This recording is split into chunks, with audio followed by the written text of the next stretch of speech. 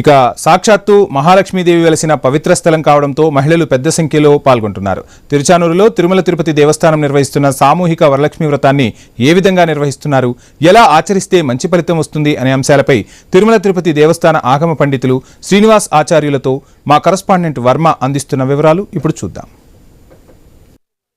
అమ్మవారి ఆలయంలో వరలక్ష్మి వ్రతం శాస్త్రోక్తంగా జరుగుతోంది. తెల్లవారుజాము నుంచే పెద్ద సంఖ్యలో భక్తులు అమ్మవారిని దర్శించుకునేందుకు సుదూర ప్రాంతాల నుంచి వచ్చి బారులు తీరిన పరిస్థితి అయితే ఉంది. ఇక వరలక్ష్మి వ్రతం సందర్భంగా ఆలయంలోని మండపంలో సామూహిక వరలక్ష్మి వ్రతాలు నిర్వహిస్తున్నారు. ఈ మేరకు ఇప్పటికే దీనికి భక్తులకు టికెట్లు కూడా కేటాయించడం జరిగింది. ఇక వరలక్ష్మి వ్రతం తిరుచానూరులో ఏ విధంగా జరుగుతుంది, ఇక్కడి ప్రాశస్త్యం ఏమిటి, ఆ రోజు కార్యక్రమాలు ఎలా ఉంటాయి, మనతో పాటు టీటీడీ ఆగమ పండితులు శ్రీనివాసాచార్యులు ఉన్నారు. వారి మాటల్లో విందాం. స్వామి నమస్కారం. ఇక్కడ వరలక్ష్మి వ్రతం ఎంతో ఘనంగా జరుగుతూ ఉంటుంది తిరుచానూరులో. ఇక్కడ ఏ విధంగా జరుగుతుంది, ఇక్కడ ఆ వ్రత విధానం ఎలా ఉంటుంది?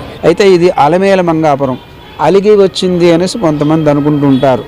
అలిగి రావటం కాదు, అలర్మేల్ మంగై అంటే అలర్ అంటే తామర పుష్పం మీద మేల్ పైన కూర్చున్నటువంటి మంగై అంటే తల్లి, తామర పుష్పం మీద కూర్చున్నటువంటి తల్లి, అదే పద్మావతి, పద్మంలో కూర్చున్నటువంటి తల్లి అంటే ఏంటి? పద్మోద్భవాం పద్మముఖీం పద్మనాభప్రియాం రమాం. ఈ యొక్క లక్ష్మీదేవి ఎక్కడ ఉద్భవించింది? పద్మపుష్కరంలో పద్మంలో వికసించింది. కాబట్టి ఈవిడ పద్మావతి అయింది. అలరటువంటి తమిళ పదానికి కూడా పద్మం అనే పేరు.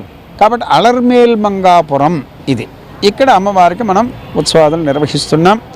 ప్రధానంగా ఇప్పుడు చారుమతి అనేటువంటి ఒక మహాభక్తురాలు, ఆవిడ నిత్యము కూడా నిత్యసంధ అంటే ఆవిడకు ఉన్నటువంటి ఏదైతే నిత్యకర్మలు ఉన్నాయో అవన్నీ పూర్తి చేసుకుని అత్తమామలకి శుశ్రూష చేస్తూ భర్తని దైవంగా భావిస్తూ ఆవిడ తన నిత్యకృత్యాలు చేసుకుని అమ్మవారిని ప్రార్థన చేస్తుండేది. ఆ లక్ష్మీదేవికి ఏమైందంటే ఆ అమ్మాయి చేసే విధానము, ఆ రూపము నచ్చి ఆవిడే కళలో ప్రత్యక్షమైంది. కళలో ప్రత్యక్షమై అమ్మ నేను నీకు వరం ఇయ్యాలి అనుకుంటున్నానని చెప్పింది. ఈ అమ్మాయి పేరు చారుమతి. ఈవిడ మామూలుగా పూజ చేసుకుంటూ ఉంది. అమ్మవారు వచ్చి సాక్షాత్తు వరం ఇస్తానంటే ఎవరైనా వద్దంటారా? అలాగే అని చెప్పింది. దీనికి నువ్వు ఒక వ్రతాన్ని ఆచరించాలి అని చెప్పింది అనమాట.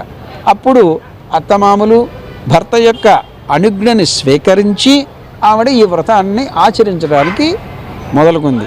రేపు వచ్చే శుక్రవారంలో విశేషం ఏంటంటే శుక్రవారము ఉత్తరాషాఢ నక్షత్రము, అట్లాగే పౌర్ణమి, శ్రావణ మాసం, ఇవన్నీ విశేషమే. ఇవన్నీ కూడా కలిపి వచ్చింది కాబట్టి చాలా వరకు అంటే చతుర్దశి వెళ్ళి పౌర్ణమి వచ్చే సమయంలో మనం పూర్తి చేసుకుంటాం. అంటే ఈ యొక్క పూజా కార్యక్రమాన్ని ప్రారంభించి పూర్తి చేస్తూ ఉంటాం.